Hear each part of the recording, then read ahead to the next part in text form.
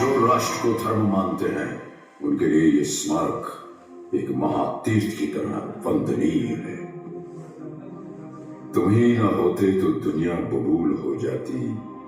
जमीन खून से यूं लालाजार करता कौन। हजारों लोग हैं यूं तो जमाने में, लेकिन हमारे वास्ते यूं मुस्कुरा के मरता कौन। रिज़ा मेमोरियल का हर पत्थर एक घोषणा है कि हम भारत के लिए जिएंगे, भारत के लिए मरेंगे। ईश्वर हमारे शत्रुओं पर दया करे, क्योंकि हम दया नहीं करेंगे। जय हिंद की सेना।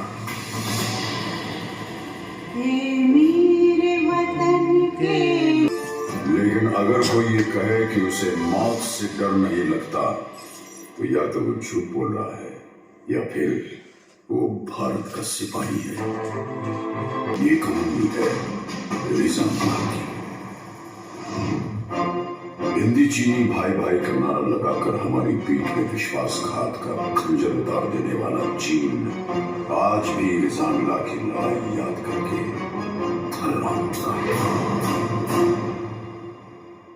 बात तब की है जब हमारी आजादी को सिर्फ 15 वर्ष हुए थे। हम घुटनों से उठकर पैरों पर खड़े होने की कोशिश कर रहे थे। हमारे सैनिकों की छातियां साहस और संकल्प से भरी हुई थी, लेकिन हमारे हथियार घर अत्याधुनिक हथियारों से खाली थे। मित्रता की आड़ में छुपकर चीन ने हम पर आक्रमण कर दिया। जब तक हम उनकी नीयत भांप पाते, संभल पाते, वो हमारी सीमाओं के भीतर तक प्रवेश कर चुके थे। चीन की गिद्ध दृष्टि उस सेक्टर पर थी जो सामरिक दृष्टि से जीतना उनके लिए बेहद जरूरी था, चुशुल। इसी के फलस्वरूप जम्मू कश्मीर के बारामूला में स्थित डेरा कमाओ को चुशुल सेक्टर में डिफेंसेस इख्तियार करने का हुक्म दिया गया। 2 अक्टूबर 1962 को कमान अधिकारी लेफ्टिनेंट कर्नल H.S. ढींगरा की अगुवाई में डेरा कमाओ ने ले पहुंचकर 114 इन्फेंट्री ब्रिगेड में रिपोर्ट की।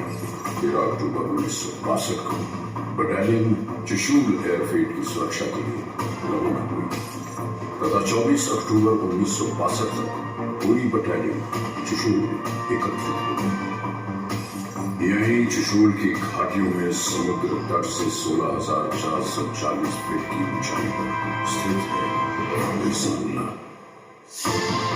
रिज़ा दक्षिण पूर्वी दिशा में एक प्रहरी की तरह खड़ा है और चुशुल घाटी को दिन रात सुरक्षा प्रदान कर रहा है।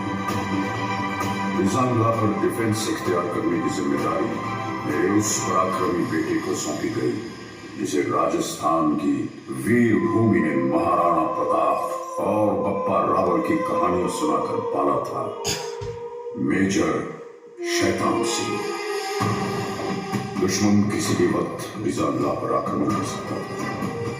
उल्टी गिनती शुरू हो चुकी थी। एक एक पल हार और जीत का अंतर सिमटता जा रहा था। मेजर शैतान सिंह ने पलक झपकने की प्रतीक्षा भी नहीं की। रिज़ा पर अपनी कंपनी द्वारा डिफेंस इख्तियार कर दिया। इन बर्फीली घाटियों पर तापमान 0 से 40 डिग्री नीचे तक फिसल जाता है और विज्ञान कहता है कि इंसान का शरीर इतनी ठंड बर्दाश्त करने के लिए नहीं बना। एक बार तापमान शरीर के अंदर प्रवेश कर गया तो हृदय गति रुकने लगा।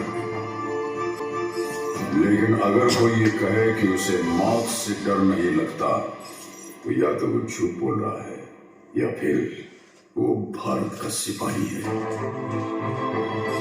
मेजर और उनके लड़ाकों को तापमान की नहीं, हिंदुस्तान की फिक्र थी।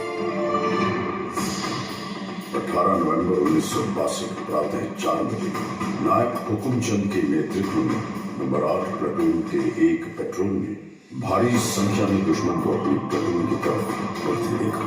उन्होंने तुरंत प्री लाइट फायर और लाइट मशीन गन के बर्स्ट से सबको अलर्ट किया, जिसके फलस्वरूप पूरी कंपनी स्टैंड टू में आ गई।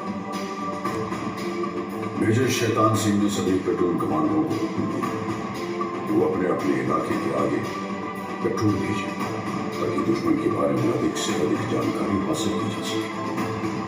जिसके बाद तमाम पेट्रोल्स ने भारी संख्या में चीनी सैनिकों के मौजूद होने की पुष्टि की। सवेरे 5 बजे दुश्मन ने हमारी नंबर 7 और नंबर 8 प्लेटून पर सामने से हमला कर दिया।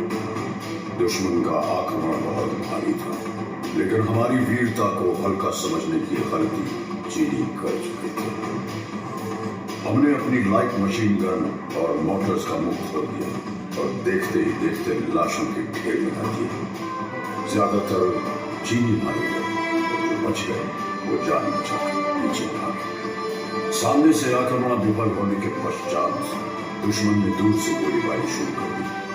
जवादार हरिराम के नेतृत्व में हमने इस गोलीबारी का डट के मुकाबला किया, लेकिन वो गिनती में बहुत ज्यादा थे।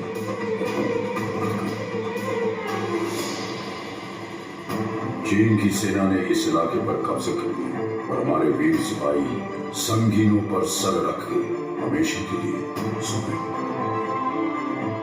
तभी उत्तरी छोर से नंबर 7 प्लेटून पर भी दुश्मन ने हमला बोल दिया। जवादार सुरजा ने 3 इंच मोटर सेक्शन को आगे बढ़ते दुश्मन को निशाना बनाने का हुक्म दिया। मोटर सेक्शन ने कारगर फायर डालते हुए दुश्मन को भारी नुकसान पहुंचाया। दुश्मन ने अतिरिक्त जवानों और मीडियम मशीन गन के साथ फिर से हमला किया।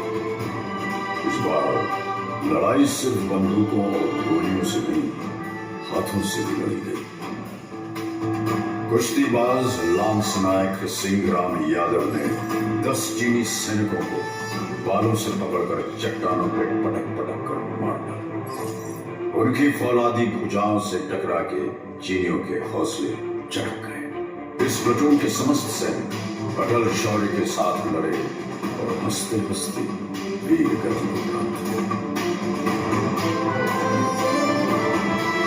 अब दुश्मन अपने आक्रमण का रुख प्लेटून नंबर 9 की ओर मुड़ चुका था। चीनियों ने भीषण गोलीबारी की और हमने एक एक गोली के जवाब में 10-10 छातियां आगे कर दी। मैंने अपनी आंखों से देखा मेजर शैतान सिंह का शौर्य। मैंने देखा उस जाबाज का जलाल, देखा कि कैसे उसके सीने से टकरा के संगीनों की धार मुड़ गई और कैसे उसकी ललकार सुन के चीनी आंखों की नींद उड़ गई। मेजर शैतान सिंह के बदन में चीन का लोहा घुसता रहा और वो दिलेर चीनियों की बुज़दिली पर हंसता रहा। बदन खून से लथपथ था, लेकिन आवाज में बिजलियां अब तक कड़क रही थी। मेजर शैतान सिंह ने अपने सिपाहियों को ललकारा, काट देना या कटना, पर सौगंध है तुम्हें भारत मां की, पीछे मत हटना। मेजर शैतान सिंह पूरी तरह घायल थे। उन्हें फौरन सुरक्षित ठिकाने की तरफ बढ़ने का आदेश दिया गया, लेकिन उन्होंने इनकार कर दिया। उन्होंने नायक रामचंद्र यादव और उनके साथ एक और जवान को बटालियन हेडक्वार्टर भेज दिया ताकि वो दुश्मन के आक्रमण की खबर पहुंचा सके।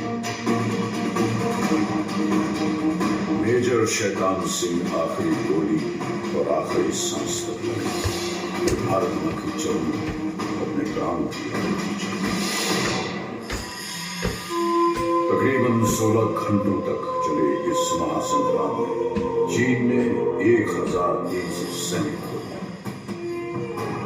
चीन के अखबारों में भारतीय सैनिकों की वीरता के किस्से छपे। ऐ शहीद मुल्क मिल्लत, मैं तेरे ऊपर निसार, अब तेरी हिम्मत के चर्चे गैर की महफिल में हैं। मेजर शैतान सिंह और उनके साथियों ने चीनियों की हिम्मत तोड़ दी। उन्होंने चुशूल पर कब्जा करने का विचार हमेशा हमेशा के लिए छोड़ दिया। युद्ध के 3 महीने बाद फरवरी 1963 में भारतीय फौजी वहां पहुंची तो देखा कि बर्फ में सिपाहियों के बदन पकड़ गए थे, लेकिन हाथ से बंदूकें नहीं छूटी थी। मेजर शैतान सिंह को उनकी उत्कृष्ट वीरता, अदम्य साहस, दृढ़ निश्चय और पराक्रम के लिए मरणोपरांत भारतीय सेना के सर्वोच्च सम्मान परमवीर चक्र परमवीर चक्र से अलंकृत किया गया। रिजाल्ला के युद्ध में वीरता की नई गाथा लिखने वाले जवानों को एक अति विशिष्ट सेवा मिली, 8 वीर चक्र, 4 सेना मेडल और एक मेंशन इन डिस्पैच प्रदान किया गया। इस युद्ध की स्मृति में 13 कमाओं की चार्ली कंपनी को पुनर्गठन के बाद रिजाल्ला कंपनी के नाम से जाना जाता है।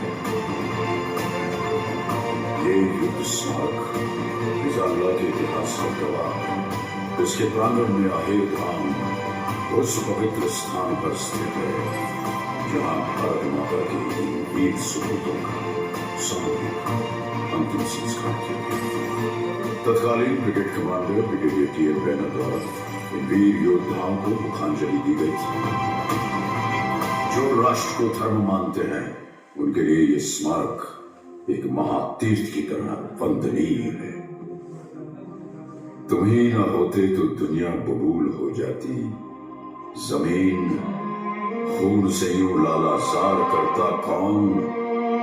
हजारों लोग हैं यूं तो जमाने में, लेकिन हमारे वास्ते यूं मुस्कुरा के मरता कौन। रिजाल्ला मेमोरियल का हर पत्थर एक घोषणा है कि हम भारत के लिए जिएंगे, भारत के लिए मरेंगे। ईश्वर हमारे शत्रुओं पर दया करे, क्योंकि हम दया नहीं करेंगे। जय हिंद की सेना।